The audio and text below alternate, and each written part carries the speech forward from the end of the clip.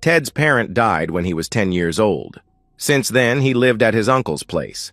In high school, he befriended Jessica and soon both became inseparable. After high school, he went to a trading school to become a mechanical technician, and Jess went to college to study business administration. On her graduation day, Ted proposed to Jess, and she readily accepted. Ted was already working in the manufacturing industry. That evening, Ted invited his sweetheart to dinner to celebrate their future together. "Ted, you know you are and will be my only love," Jess said while sipping her wine. "And I want to be Mrs. Ted Wilson, be with you and grow old together." "Tell me what's in your mind, Jess. I know you very well. Something is bothering you." Ted took her hand in his. "It's that we'll have to wait for the wedding. Maybe 4 to 5 years. "Why? Is there a problem?" asked a confused Ted. "I want to continue with my studies, Ted. I don't want to stop with an undergraduate degree. I'm still young. The sooner I do it, the better it is. One thing that I appreciate with you is that you are ambitious. If you want to continue your studies, I have nothing against it. I'll encourage you. You know that I always respect your decisions." "Thank you, Ted. I knew you would understand." Jess rose from her seat and kissed Ted. "And in which field do you intend to master?" Ted asked. "Law. I want to become a lawyer." "Good. You'll be a great one, I know it." Ted raised his glass. "There's a lot of hard work, lots to learn, and lots of sleepless nights. You'll succeed. I'll be by your side, honey," Ted replied. "Thank you for your encouragement and support.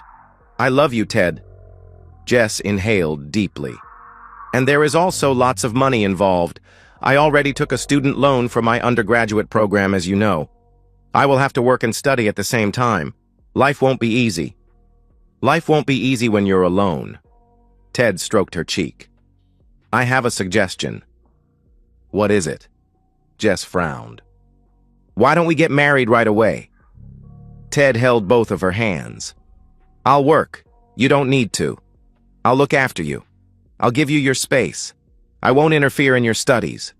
Whenever you want to be alone with your books, you just need to let me know. You know I'm a patient guy, don't you?" "But Ted, you'll be under lots of stress. You'll have to work for both of us. You'll feel neglected. I don't want you to get tired of me." "Never!" Ted almost shouted. He then lowered his voice. "I'll never get tired of you, Jess." Tears ran down Jess's cheeks. "You are the best thing that ever happened to me." 2 months after passing her law school admission test, Ted and Jess got married in a small ceremony. Only a few close friends and family were invited. Ted rented a cheap 2-room apartment a few miles from Columbia Law School. He got some old furniture from friends and relatives. His old pickup van was of great use. The second room was transformed into a study room with a couch. He also bought a bike for Jess. It would be easier and cheaper for her to commute. Only in winter, during bad weather conditions, would she take the bus. Ted took a second job as an evening attendant in a gas station. He started early in the morning, and when he arrived in the afternoon after his first job, Jess was never at home. She would be either attending the afternoon courses or at the library doing some research. He would cook for both of them, and then drive to the gas station where he would work till 11 p.m. It took him half an hour to drive home. Jess would be already sleeping or in the study room with her books. He would eat alone and then go to bed exhausted. It was only during the weekends that the couple would spend time together, only if Jess didn't have any project to submit or if she didn't have any group study with some other students.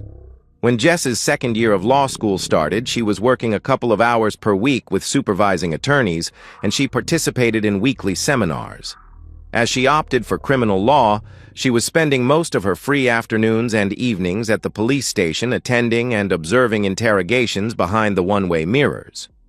During the break, she worked part-time at the law firm Sullivan and Gumbold.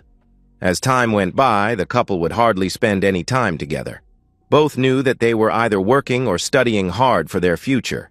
True to his word, Ted never interfered in Jess's studies. He was indeed very patient. After passing the bar examinations, Jess got a proposition from Sullivan and Gumbold as a young associate. The couple celebrated by taking a week off to visit Florida. It was the best moment of their life together since getting married. Ted bought her a silver bracelet with J as a letter charm. After their return home, Jess encouraged her husband to drop the second job, and soon afterward, Ted was promoted to supervisor. Life at the law firm was not what they expected. She had to put in lots of hours. If she was not working late, she would bring some files home to work on them. Just like when she was a student, after dinner, she would lock herself in the study room till late. During the weekends, they would be intimate frequently. 1 year later, they decided to buy a house in the suburbs, and it was easy for them to get a mortgage. During their first dinner in their new home, Ted suggested that it was time to start a family. "Honey, I know what a family means to you, to us, but we will have to wait." Jess caught Ted by surprise. "Oh, and why?" "Darling, I have the intention one day to become a partner in the firm. I have already talked to William Sullivan." Jess looked at Ted straight in the eyes, waiting for his response. He turned and looked at the wall, thinking. Then he sipped his wine and didn't utter a word. "I will have to get my LLM." Jess held Ted's hand. "Are you going back to school?" Ted asked while stroking her bracelet. "It will be school and work at the same time. The firm is financing my studies, and in return, I will have to work for them for a minimum of 10 years. "Okay, do what you see best. I'm here to support you." There was a sort of sadness in Ted's answer. Jess jumped up and hugged her husband. "I know you'll support me. I love you, Ted. I promise you after this course we'll start our family. I will make you a proud father." They kissed. Ted carried Jess in his arms to their new bedroom where they made passionate love. 2 months later, Jess started with her LLM courses. Soon afterward, Ted and Jess became like two strangers living in the same house. She would either come home late or stay in the study room till late, and most of the time she would sleep there on a couch. Weekends she would spend with her books or at the library doing some research. The couple hardly had any conversations. They hardly saw each other. They had intimacy once in a while, and it would be a quickie. Ted would cook only for himself. She would eat out most of the time, or if she was home, she would cook something for herself. He was patient, as he has always been. On their wedding anniversary, Jess was working late. Ted decided to surprise his wife and bring some Chinese takeout to her office, and both could enjoy a dinner together celebrating that unforgettable day. As Ted was walking towards the entrance of the building, a guy on his cell phone, dressed in a white shirt and black pants, just moved in front of him and walked in fast through the automatic door. He's in a hurry, Ted thought. When Ted arrived at the elevator, the guy was waiting for the lift and still on his phone. Ted stood behind him. Yes. Yesterday was too rushed. I barely had time with you. Today I'm taking my 45-minute break to fully enjoy our time together. Ted smiled. Someone is going to have a good time, he thought. I'll meet you in your office and we'll make the most of our time together. They're about to have an office affair, just like in a movie, Ted thought. The elevator door opened and both men walked in. The guy quickly pressed the 10th floor button. Ted stood at the back. He was going to the same floor. I'm in the elevator right now. We'll be at your door in seconds. The guy was excited. There are only 2 offices on the 10th floor. Sullivan and Gumbold on the right and a marketing company on the left. Ted's mind was racing. The door opened and the guy turned right. Ted stood there, shocked, not knowing what to do. The door was going to shut and Ted had just enough time to jump outside and turn left. He knelt down, making it as if he was tying his shoelace. He turned his face to spy on the guy. He stopped and knocked at the law firm's door. It opened and Ted could see a woman's left hand coming out, grabbed the guy's shirt, and pulled him inside. The door closed behind them. Ted sat down on the floor and leaned against the wall. Tears ran down his face. He cried. He had recognized the bracelet with the letter J. He thought about himself, his life, his marriage, his sacrifices. He tried to find out where he went wrong, what mistakes he made in his marital life, what the other guy had that he hadn't. Was he a man enough to satisfy his wife? He then stood up, took the food, and walked to the elevator. On her drive back home, Jess stopped by a Starbucks and parked her car. She was feeling guilty. Why did I do that? Why did I cheat on Ted? He is the best husband a woman could wish for. She placed her head on the steering wheel and cried. She remembered the day before, she went to have dinner in the restaurant next to her office building. She hadn't been intimate with Ted in a long time, and she felt neglected. She found the waiter very attractive and made a stupid mistake. She invited him to her office. He didn't have much time, and she gave him a brief, intimate time and took his phone number. It was just a brief moment of weakness, she kept telling herself. Today at the office, the whole day her mind was on that guy. Ted had called her to see if she would be coming home early. She could feel from his voice that he was a bit sad when she told him she would be working till late. The night before, she went to sleep on the couch in the study room. She could not face Ted, and in the morning she didn't see him, because he had left early. But he had already prepared her breakfast. She made a second mistake. She called the guy and invited him to her office again. When he was at the doorstep, she pulled him inside. They started kissing and fondling. Jess closed her eyes and let herself drift away in the ecstasy of pleasure. "You should remember this day, lover," the guy said. "Today I will make you scream with pleasure. Mark this day on your calendar, baby." Jess opened her eyes with fear. She pushed the guy away and looked for her clothes. "What's the matter, baby?" the guy asked, a bit surprised.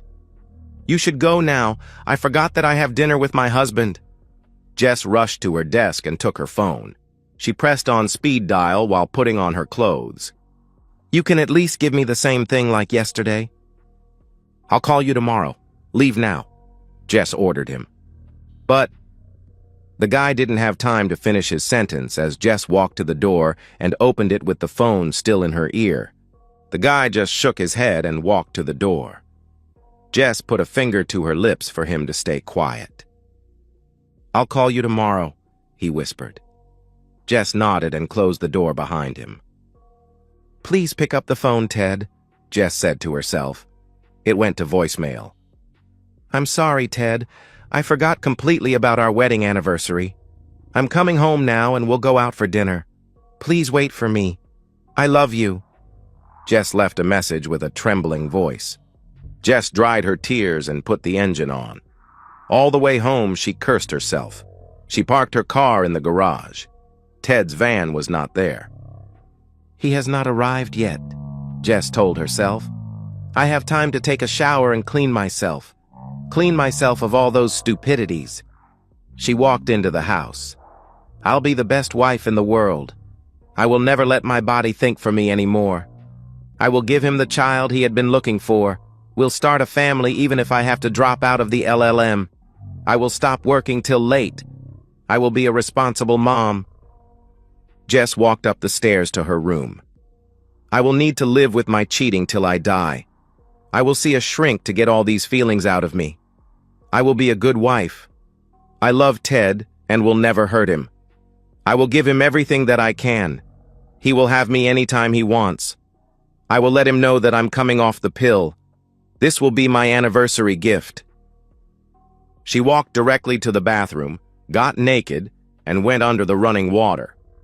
Later, while drying her hair, she noticed that Ted's personal things were missing. She checked everywhere in the bathroom but could not find them. She wrapped a towel around her and ran to the closet. His side was empty. "Oh no!" she cried. She ran downstairs and found a piece of paper on the kitchen countertop. On the paper was Ted's wedding ring. "Please don't do this, Ted." Jess was in tears and took the paper with a trembling hand. "Happy anniversary. Next time, bring your lover home. Instead of your office desk, you can use our marital bed." Jess read the words and fell down unconscious. Jess woke up in the middle of the night. She immediately called Ted. He didn't pick up. She left a message. Please, Ted, come home. I made a mistake. Please come and we'll talk. I'm sorry. I love you and only you. She could not sleep that night. She only cried. The following day, Jess called William Sullivan and asked for a few days off. By her voice, her boss knew that something was not right. He agreed to 1 day off only, as he intended to talk to her in person as soon as possible. She then called Ted's work, but was told that he called early that day to take some vacation time. The whole day, she has been calling Ted and left message after message. When she went to work, she walked directly to Sullivan's secretary and asked to see him. In his office, Jess did not hesitate to tell the whole thing. When she finished, she was in tears. I will close an eye on what you did in the office, even if it is against the company's rule. Sullivan looked at Jess in the eyes. You are a good lawyer. You are very clever, and you are doing a good job. For these reasons, the firm has invested in you. You have a bright future here. You made a mistake, and you deserve a second chance as far as the company is concerned. To become a partner in this law firm, you should have a clean slate. A client will never trust a lawyer who has wronged somebody. I hope you understand. And now how about your husband? I don't know. I really don't know. He switched off his phone. How did he come to know? I don't know. I don't want to lose him. I made a mistake. Jess started crying again. Crying won't solve anything, Jessica. I advise you come to work instead of staying at home doing nothing. This will harm you more. I have a cousin working at the police department. I'll have him check all motels in the city. Thank you, Mr. Sullivan. Jess dried her tears. 2 days later, a young man walked into the office and asked for Mrs. Wilson. The receptionist told him that Jess was in a meeting with clients and would not be free for 2 hours, that he could leave a message or wait for her. The young man told the receptionist that it concerned Mr. Wilson. She immediately called Mr. Sullivan. A couple of minutes later, Jess and her boss ran to the reception. Mrs. Jessica Wilson? Are you Mrs. Jessica Wilson? Yes. What happened to my husband? Jess was trembling. You have been served. There is also a restraining order. He handed her a manila envelope and walked away. Jess almost fainted. Mr. Sullivan had to hold her and have her sit down. He asked the receptionist to bring a glass of water. Later in his office, William Sullivan went through the divorce papers. He is claiming infidelity. He is not asking for anything, nothing from the house. He took only the lawyer's fee from your joint savings account, no alimony. He just wants to be out of the relationship, Jess sobbed. Do you think he has some proof? Sullivan asked. I don't think so. Let me show you this. Sullivan fired his laptop. I checked the security camera in the building for the 2 evenings. He was here on the second one. Jess watched the screen. She saw Ted, with a plastic bag on which was written something in Chinese, entering the building behind the waiter. The latter was on his cell phone. Next, both were waiting for the elevator. Then inside the elevator, she noticed Ted was frowning while listening to the man in front of him. Then there was the hallway. Ted was kneeling on the floor and was observing the guy entering the office. What broke her heart was when she watched Ted sitting down and crying. It should have been very painful for him. Sullivan shut down the screen. He doesn't deserve this. He was bringing dinner. It was our wedding anniversary. Tears ran down her face. Now tell me, what do you want to do? I want my husband back. I want to talk to him and explain. Ask for forgiveness. Do anything to earn his trust back. Anything.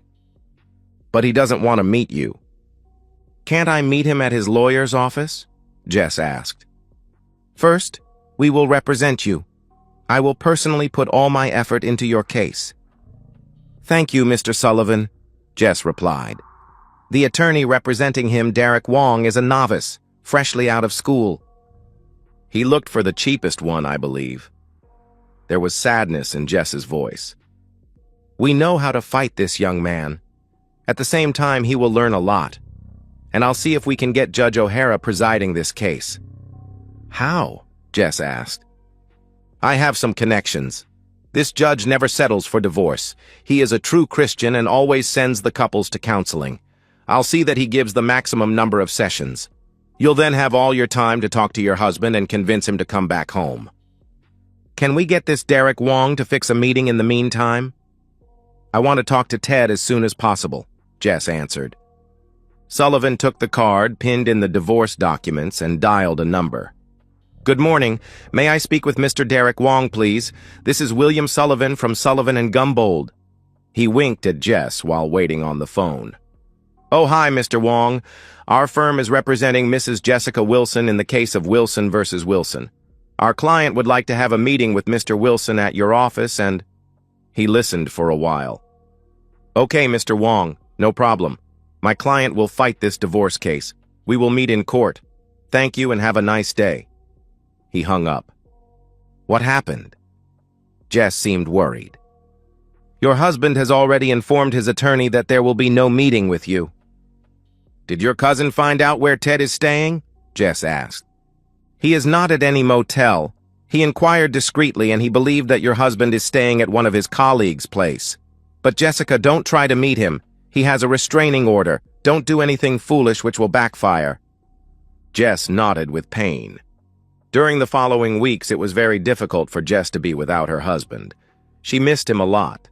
Every evening she came home to an empty house. She would always hold Ted's pillow tight against her in bed. She was just praying that the judge would recommend counseling. She would prepare herself for the meetings. She would choose her words carefully. She would speak in a soothing voice.